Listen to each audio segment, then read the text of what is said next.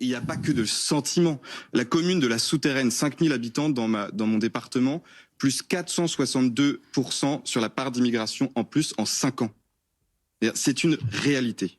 C'était hier chez nos confrères de BFM TV.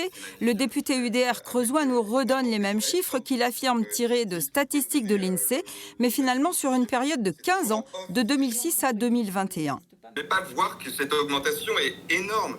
Qu'elle soit sur 5 ans ou 15 ans ou 20 ans, c'est une augmentation massive qui bouleverse les usages des personnes qui habitent dans la Creuse, des Creusois, et qui engendre beaucoup de souffrance.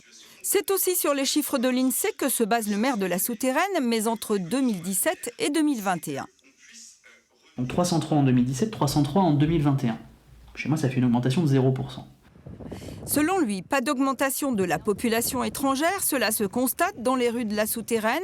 De plus, les chiffres cités comprennent les Anglais, par exemple, nombreux parmi la population étrangère dans ce secteur. Bref, le maire considère que les déclarations du député relèvent du fantasme. Cette population, ça représente 6% de la population. Ça veut dire, à contrario, qu'il y a à la Souterraine 94% de la population qui est française, née en France. 94% de la population. Est-ce qu'on peut vraiment parler de submersion migratoire avec des chiffres comme ça? Moi, je crois pas.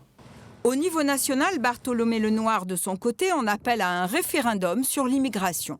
Il faut modifier la Constitution pour permettre, par référendum, pour permettre à la France de choisir le nombre d'immigrés, par exemple à l'Assemblée nationale, par les députés, le nombre d'immigrés par an. Alors, y a-t-il une submersion migratoire, comme le dit le Premier ministre? En tout cas, pas à la Souterraine, ni en Creuse, semble répondre pas mal d'élus locaux qui manquent plutôt de population pour faire vivre les villages.